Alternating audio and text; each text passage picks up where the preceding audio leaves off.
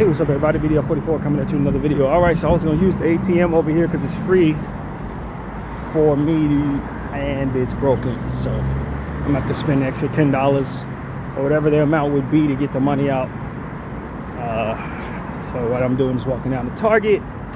The plan was to grab the money, go to Target, and then go back. But I got to go to Target, and I guess I'll get the money either there or across the street at the liquor store as always. But I was trying to avoid that. These jerks and broke the damn ATM over here, the 7-Eleven. So I told myself I never wanted to use this 7-Eleven ATM again, but I also never want to spend $10 again. As you guys maybe remember, 2 years ago I came here and got scammed. They tried to scam my card, but I used it last week, didn't have any problems. So we're gonna try it again, man. Just try to save money anywhere I can since everything's so damn expensive. Spending $10 on extra transactions just to get your own money out just don't seem reasonable when you're as broke as I've been. But yeah, they took that option away. So that's what your boy's doing, trying to take care of business, man. Gotta go grab some things from Target. It's getting warmer, but it hasn't quite gotten as hot as it's about to be. So just enjoying the start of my day. But everything went well last night, man. Can't complain.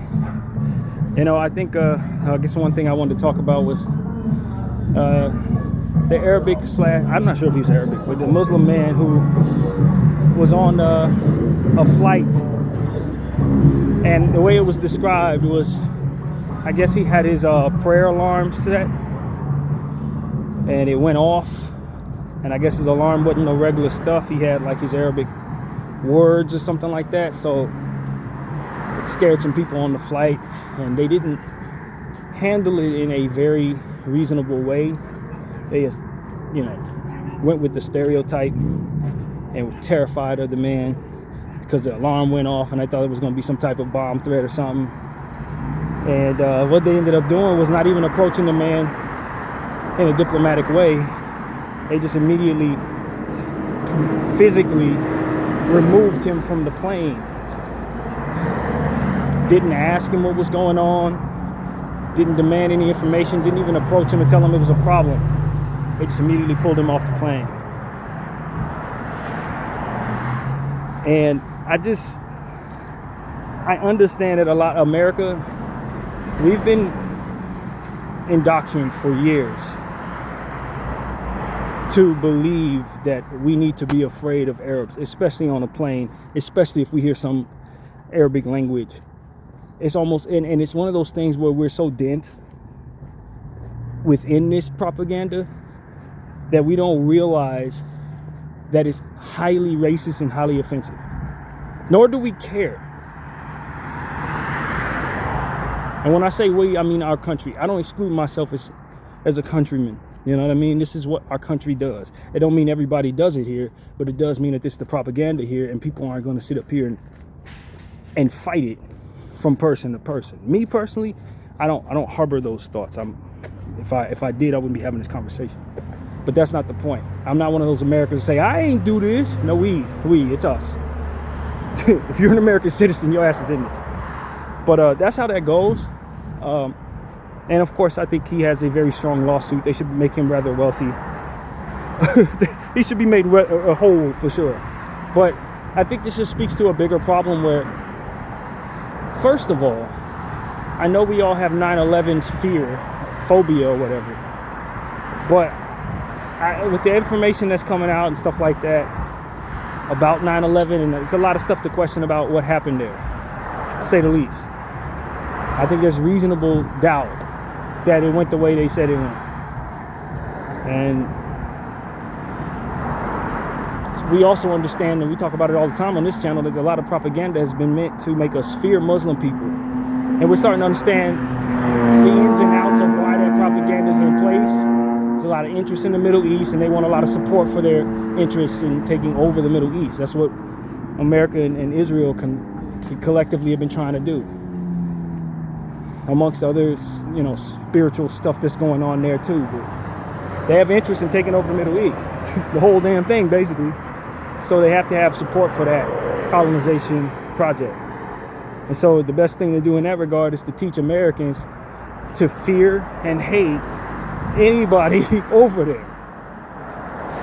So when they decide to bully those people, it won't be as much of an uproar. They have the support. People will join the military to go and do the wars and all that. They need you on board with that nonsense. And so as that being the case, we often see no resistance to Islamophobia.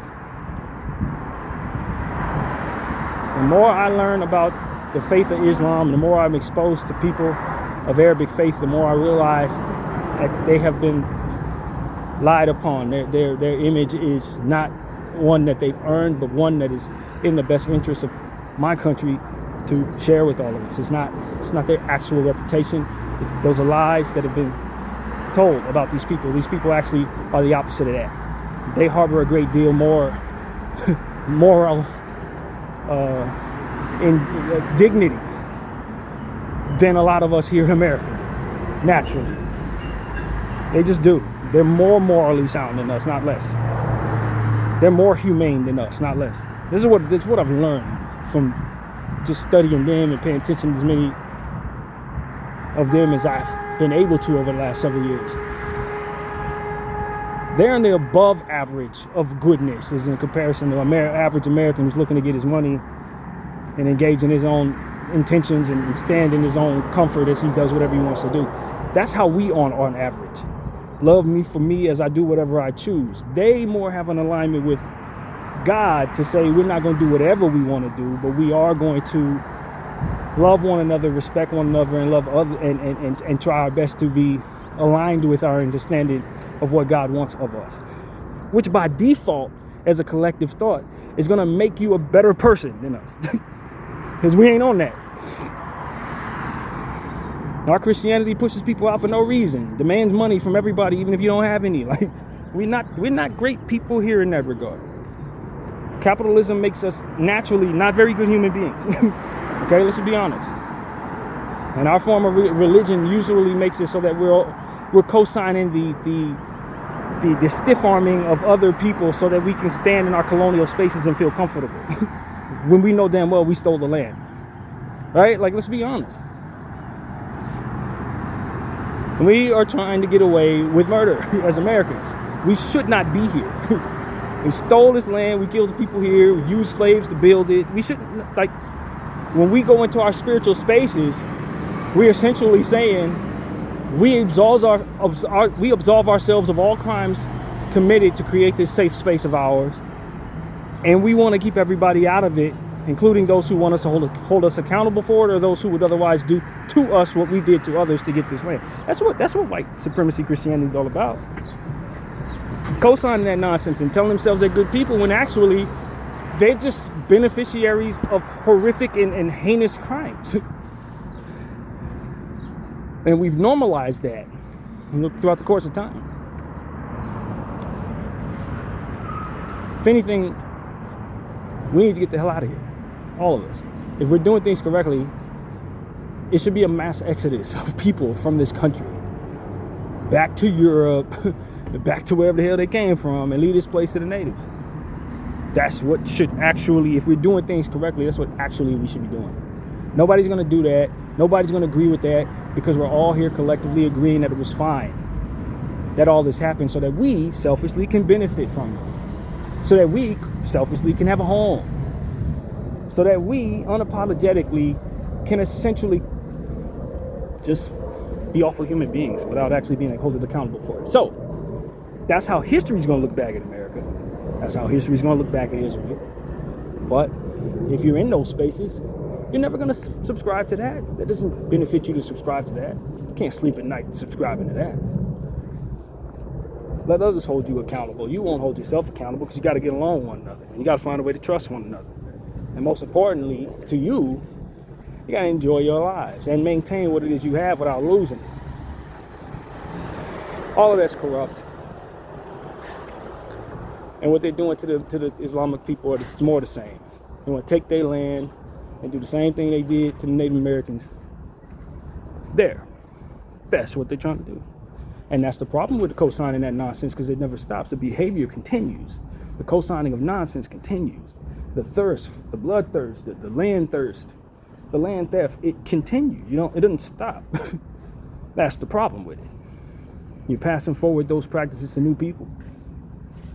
So there would be more genocide, there would be more trauma, there would be more injustice, there would be more reasons for revenge going forward, because we co-sign that nonsense as a collective. So when I see what happened on that plane there, I just say, yeah, that's more of the same. This is how you get people on board with continuing to pass that evil nonsense go forward. That's how you do it. You other people, and then you make yourself look like an angel in that regard. So that's what I see there. It's sad, man. It's sad. It's all sad, because at the end of the day, the bad guys winning. That's what it really says. The bad guys winning. But as I tell you guys many times, just because I got away with something don't mean you will. Just because it went a certain way when I did it doesn't mean it's going to go the same way when you do it. And so it shouldn't be mocked. If it was something that shouldn't have been done and I got away with it, doesn't mean that you should do it. And some people have to learn that lesson. Some people have to go through the worst of that lesson before they actually put it into practice. But we're living in unwise and primitive times, man. That's what it is. That's what I see. It's like some caveman nonsense that I'm seeing going on here. People aren't smart enough to see that not everybody's one single thing. People aren't decent enough to be unselfish enough to allow for others to share in the wealth that they have. This is primitive. It's caveman stuff. The humanity, in theory, if we don't destroy it, will evolve to understand how primitive we were. That's what it is. Just like we understand how primitive the cavemen were. They're going to look at us and see cavemen, bro. And hopefully when they find my videos, they'll see somebody who actually was cognizant of that early, when it wasn't popular to be that. So that's what I want to say, man. We can talk about how awful racism is and how awful, specific types of racism is, but if we're not going to talk about how awful it is that we co-sign land theft and genocide, then we're just missing the whole point. That's what it really comes down to. We're missing the whole point. You're cleaning around the dirtiest of the spot. The dirtiest spot is we're unapologetic in inhabiting land that has been stolen from people. The people who were killed have not been given justice, while we sit back and chill and enjoy our lives and vilify other people that we want to take land from as well. That's exactly what this is. And as long as we're not holding the people accountable or holding generations of people accountable for what their ancestors did, we're passing forward the same trauma to someone else. We're passing forward the inevitable notion that someone's going to steal someone's land. And who knows who's next? It might be you. From stole the land from others can be stolen from you. You co-sign the behavior, so you have only one person to blame if it happens. And that, my friends, is the reality. The reality of the behaviors that we engage in and the things that we practice, co-sign. So, don't say nobody warned you, man. Y'all want to others and these people, you want to, paint them out to be the worst human beings in the world? That's cool. Fine. If you're going to make that cool, it will be cool. And when it happens to you, it will be cool too. Bdf 44. I thank you all for watching. I'm out.